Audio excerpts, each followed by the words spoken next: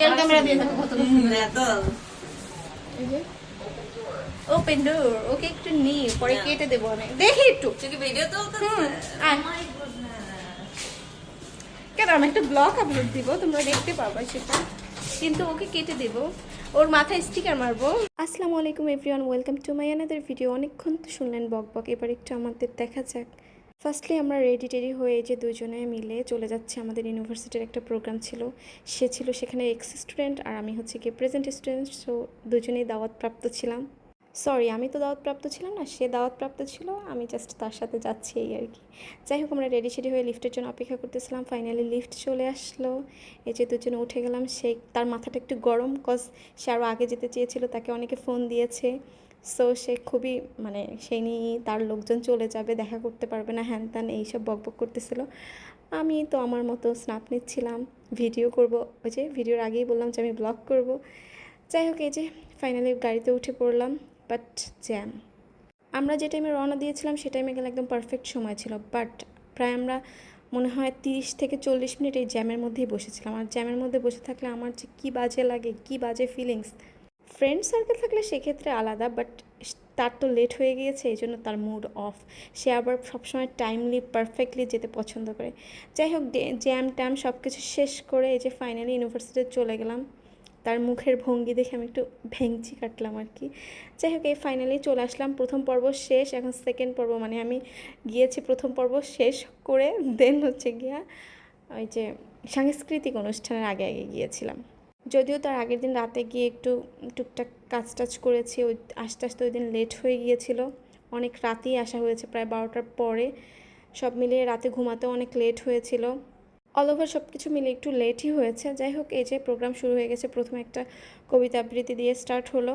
যেহেতু আমরা লেট করে যাই, আমরা সবাই মিলে পিছনে বসছিলাম, একটু গসিপ করা যাবে, একটু আনন্দ করা যাবে, প্লাস ওই যে ফুল মাথায় দিয়ে একটু ঢং টং করতেছিলাম, সবাই মিলে ছবি তুলতেছিলাম, বাট বেশিক্ষণ থাকতে পারিনি। আমার মানে সবাই যখন চেয়ারে যার যার চেয়ারে বসছে, তখন আমারও আমার গিয়ে আমার হাজব্যান্ডের কাছে বসতে হয়েছে। বিয়ে এক আরেক প্যারা ভাই, সিঙ্গেল লাইফ বেস্ট, যেখানে মন চায় সেখানে বসে থাকতাম, যেখানে মন চায় সেখানে এনজয় করতাম, গসিপ করতাম, ফ্রেন্ডদের সাথে থাকতাম। বাট যদি আমি ফ্রেন্ডদের সাথে সবাইকে নিয়েই গিয়ে বসেছিলাম। তারপরে এই যে একটা গান ছিল, উনি হচ্ছে কি আমাদেরই স্যার, তার স্যারের গান শেষ হওয়ার পরে তারপরে এই আপুটা নেচেছিল। উনি অনেকগুলো নাচে পারফরমেন্স করেছিল, পরেও অনেকগুলো নাচে পারফরমেন্স করেছিল। সময় শর্ট ছিল, অল্প পারফরমেন্স ছিল, বাট ভালো ছিল। এই যে পাখি হোস্টের দায়িত্ব ছিল, ও হোস্টিং করতেছিল। দেন আমার ফ্রেন্ড হাসিফ, ও গান গাইতে যায়। আপনারা অলরেডি ওর গান শুনেছেন, আমি কয়েকটা ভিডিও আপলোড দিয়েছি, এছাড়াও লাইভে সবগুলো গানই কম বেশি আপনারা দেখতে পেরেছেন যে আমি যে ওই অনুষ্ঠানে ছিলাম। এটা বেসিক্যালি 3 থেকে 4 দিন আগের ছিল ভিডিওটা, মানে প্রোগ্রামটা। আমি তো একটু লেট করে আপলোড দিই, সো এবারও লেটই হয়েছে। যাই হোক, ও নিজেও এনজয় করতেছিল, তারপরে গান গাচ্ছিল। এছাড়াও আমাদের ডিপার্টমেন্টে আরও কিছু ভাইয়ারা গান গায়, রূপেশ ভাইয়ার গানটা অনেক সুন্দর হয়। এছাড়াও ল ডিপার্টমেন্টের 2টা ভাইয়া গান গায়, ওনাদের ভাইয়ের গানটাও খুব ভালো হয়। ও এছাড়া আমাদের সিয়ার গান গায়, ফার্স্টই ওই যে বেবি বেবি গানটা, ওর গানটাও ভালো হয়। মানে অল ওভার সবাই মানে স্টুডেন্ট হিসাবে বেস্ট করেছে আমার মতে। আর আপনারা তো মেবি লাইভ দেখেছেন, সব কিছু মিলে আমার ভালোই লেগেছে, ভালোই এনজয় করেছি। ডিপার্টমেন্টের প্রোগ্রাম বলা যায় নিজেদেরই প্রোগ্রাম, সো সেরকম মানে নিজেরাই আর কি, ভালোই লাগছে সব কিছু মিলিয়ে। ইনিও মেবি ল ডিপার্টমেন্টেরই, আমি এনাকে চিনি না যদিও, বাট ইনিও ভালো পারফরমেন্স করেছে, আপনারা হয়তো দেখেছেন। যাই হোক, সব পারফরমেন্স এনজয় করতেছিলাম, বাট তার মধ্যে আমার একটা ফ্রেন্ড খুবই অসুস্থ ছিল, তাসনিম।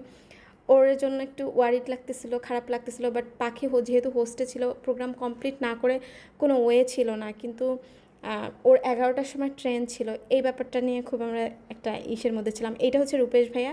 রূপেশ ভাইয়া অনেক ভালো গান গায়, আমার মতে রূপেশ ভাইয়া হচ্ছে গিয়া খালি গলার গান আরও বেশি সুন্দর, আমি প্র্যাকটিস টাইমে শুনেছিলাম। আর এই যে ভাইয়াটা, ইনি খুবই সুন্দর গান গাইছে, আমার খুবই ভালো লাগছে, মানে অল ওভার বেস্ট গান গাইছে।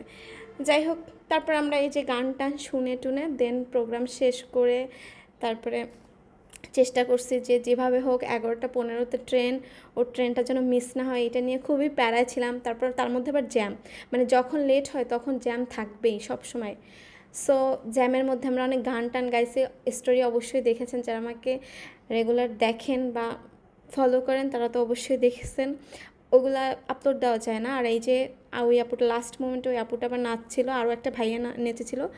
আমি সাউন্ড অ্যাড করতে পারতেছি না, কপিরাইট ক্লেম খায় এই জন্য। আর কোনো ভিডিও বা মানে কোনো রেকর্ডই দিতে পারতেছে না। জাস্ট আপাতত আমার কথা শোনেন আর তার নাচ এনজয় করেন। উনি অনেকগুলো গানে নাচছিল। উনি ফার্স্টেই মেবি 3 থেকে 4টা গানে নেচেছে, তারপরের আবারও এরকম 3-4টা গানে নেচেছে। উনি একাই পারফরমেন্স করেছে, বাট অনেকগুলো পারফরমেন্স করেছে। যেহেতু আমাদের ডিপার্টমেন্টাল প্রোগ্রাম আর মেইন ডিপার্টমেন্টে মেয়ের সংখ্যা খুবই কম। আপনারা যারা marine sector, ship building sector বা এই সেক্টরে আছেন তারা অবশ্যই জানেন যে এই সেক্টরে মেয়ের সংখ্যা খুবই কম, হাতে গোনা 2-4টা থাকে। যাই হোক, তারপরও অল ওভার সব কিছু মিলিয়ে ভালো ছিল। উনি একাই আর কি অনেকগুলা নাচ নেচেছিল। তারপরে গান তো আছেই, গানের কোনো কমতি হয়নি, গানটাই বেশি এনজয় করা হয়েছে। যাই হোক, ফাইনালি আমরা প্রোগ্রাম শেষ করে এই যে বাসার উদ্দেশ্যে রওনা হয়েছি। জ্যাম পড়েছিল, তো জ্যামের মধ্যে আমরা খুব এনজয় করতেছিলাম। মানে বোরিং থাকবো কি, এমনিতেও তাসনিমের শরীর খারাপ, মন খারাপ, টেনশনে খুব বেচারি একদম পুরো অবস্থা খারাপ, বাট কোনোভাবেই ওর মন ভালো করতে পারতেছিলাম না। অ্যান্ড আলহামদুলিল্লাহ ওকে টাইম দিয়ে আমরা পৌঁছে দিতে পারছিলাম, এটাই অনেক আনন্দের। অ্যান্ড এইটা মানে পৌঁছাই দিতে পেরে আমরা অনেক খুশি ছিলাম।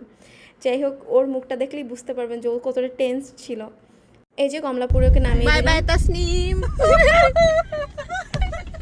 কত দূরের খারাপ, আমরা হাসতেছি। জাস্ট কিডিং গাইস, আসলে ওকে পৌঁছে দিতে পারে আমরা অনেক অনেক অনেক খুশি ছিলাম। জাস্ট এই জন্যই আমরা হাসতেছিলাম, প্লাস খারাপও লাগতেছিল যে ও চলে যাবে, বাট কোনো ব্যাপার না, আবারও শুক্রবার দেখা হবে ইনশাল্লাহ। ওকে পৌঁছে দিয়ে আবার আমরা গান গাইতে গাইতে আসছিলাম। আর মজার ব্যাপার হলো, ওকে পৌঁছে দেওয়ার পরে কোনো জ্যামই ছিল না রাস্তায়। মনে হয় 2 থেকে 3 মিনিটের মধ্যে বাসায় চলে আসছি কমলাপুর থেকে। এরকমই হয় আসলে, তাড়াহুড়ার সময় আর জ্যামটা একটু বেশিই বাধে। এনিওয়ে, তারপর আল্লাহর রহমতে সেফলি পৌঁছাই দিতে পারছি, এই খুশিতে আমরা অনেক খুশি ছিলাম। এবং ও সেফলি বাসায় পৌঁছায়। আজকের ভিডিওটা এই পর্যন্ত। সবাই ভালো থাকবেন, সুস্থ থাকবেন, আল্লাহ হাফেজ। আমাকে দূরে সরিয়ে দিচ্ছি। ফাইনালি আমরা আমাদের প্রোগ্রাম শেষে বাসায় এসে কাম ব্যাক করলাম।